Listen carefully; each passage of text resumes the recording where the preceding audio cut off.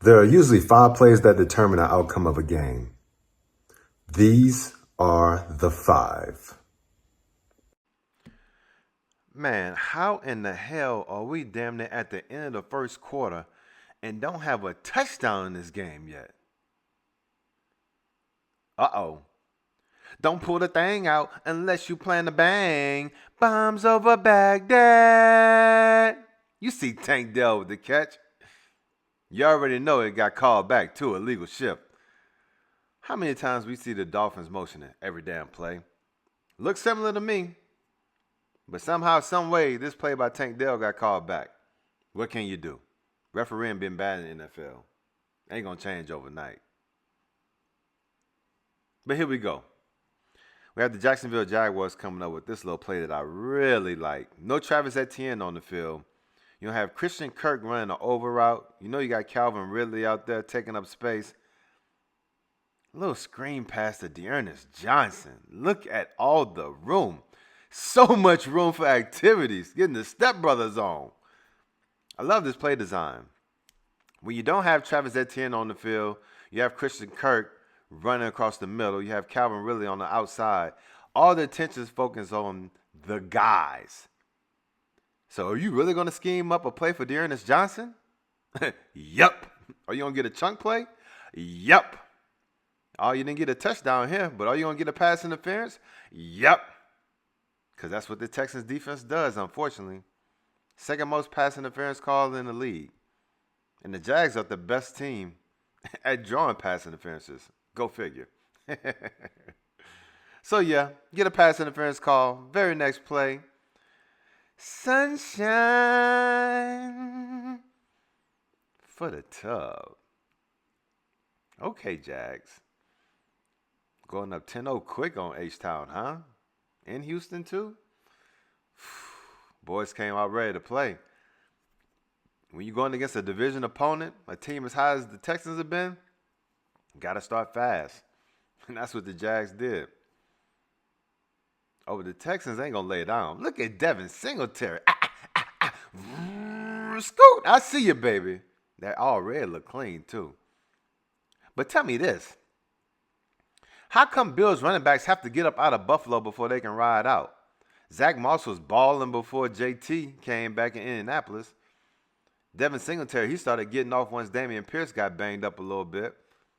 These two cats have been playing well. And the Bills still can't run the ball if it ain't Josh Allen for the most part.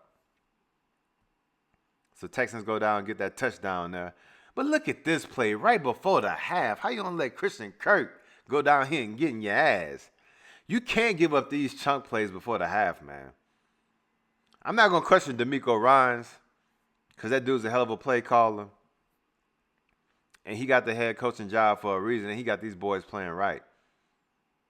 Number 4 always seems to be on the highlight, though. Whether it's pass interference, getting toasted right here, so I don't know. It may be on him. But regardless, you can't give up this play before the half. Just can't do it. But if you do give up a play like this, you have to understand that, baby, it ain't over till it's over. Yeah, I see you, D. Way to stand up. Way to stand up.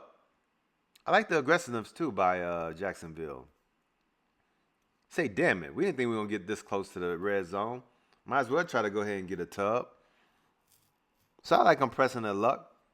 But what I like even more, defense being able to give up a big play, deal with the adversity, and still keep them out the end zone. That's good ball right there. Yeah, you come out in the second half. Yeah, defense make a play, huh? Now, as you see the replay, you don't see that the cornerback may have gotten a little tug on the wide receiver. But we already been talking about officiating this weekend. So, hey, it's to be expected. You're going to have some calls against you, some calls for you. Regardless, you got to play through. In this instance, helped out the Texans, able to turn the ball over. Oh, and guess what? We got ourselves a game, 14-13. Oh, and you know who else had a game? That boy Calvin Ridley. Oh, he's back. I called the explosion last week. I figured he'll bounce back against the Titans. But man, this kid looked good. Jaguars got Ridley, Kirk, Ingram at tight end, Zay Jones when he's healthy, Etienne in the backfield. Now you got Dearness Johnson making splash plays. Tank Bisbee can be that hammer. Man, Jags looking okay. Remember I was talking about number 4, huh? Another pass interference. I ain't going to lie on him and say that he had another pass interference in this same drive in the red zone, but there were 2 pass interferences. This is just the second one that I'm having on tape. So now we get to the end of this drive. 3rd and goal, Calvin Ridley, touchdown. Holla at your boy.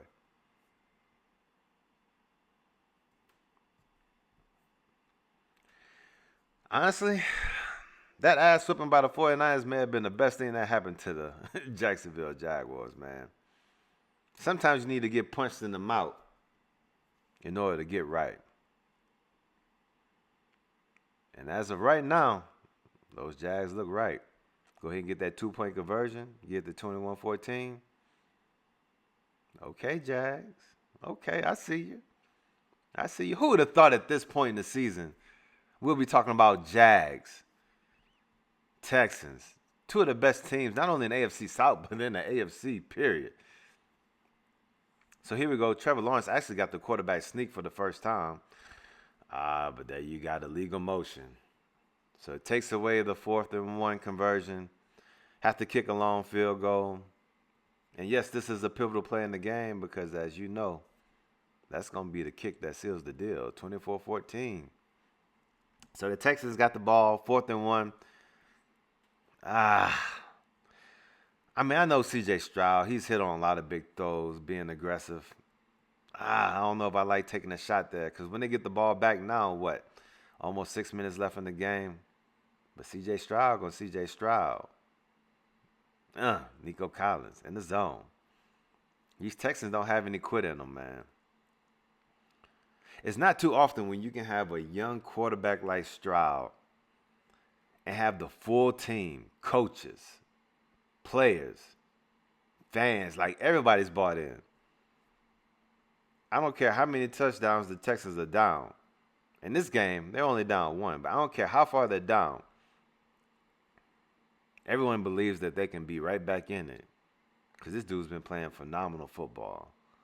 Love to see it. Now I'm going to just let this ride, and we're going to talk about these 2 teams. But just know that that dude, Josh Allen, he's a monster. He's a monster. And he's going to have his fingerprints all on this game to wrap it up for the Jaguars. But this is a great win for Jacksonville. Houston came into their stadium earlier this season, unexpectedly put that can of whoop ass on them. So to respond in this fashion in Houston's home stadium when they're playing just great football right now, really big step for the Jags, man. They look really good. They're going to have some pretty tough games coming up here down this stretch. But, hey, they've already played the San Francisco 49ers. That was a tough one. They got whooped, but it looked like they learned from that ass whooping. So we're going to see how they fare for the rest of the season. But the Jaguars are a good team. I believe the Texans are a good team, too. Really good team. They need to show up some things in the secondary, but I like what that defensive front can do. On occasion, they remind me of the San Francisco 49ers the way they just hunt the opposing quarterback. And we've already talked about the offense. We know what C.J. Stroud's been doing. Tank Dell's a number 1 wide receiver. Nico Collins, he's a legit number 1 wide receiver. Noah Brown, when healthy, he's been balling out for him. I like Dalton Schultz. Stanford, holla at your boy. He's been playing well for him. And Devin Singletary, man. Man, he's been a revelation. But right here, 3rd and 19. They don't have to attempt a long field goal. Just pick up a little bit of yards. Like all the wide receivers are downfield. You at least got to have someone. I mean, he was trying to throw the Singletary there, but you need someone just to dump it off too quick. Right now, you're trying a 58-yard field goal. If this is 55-yard, maybe even 56-yarder, you got a tie game, you're going in overtime. Anything can happen. So at least pick up a few yards there.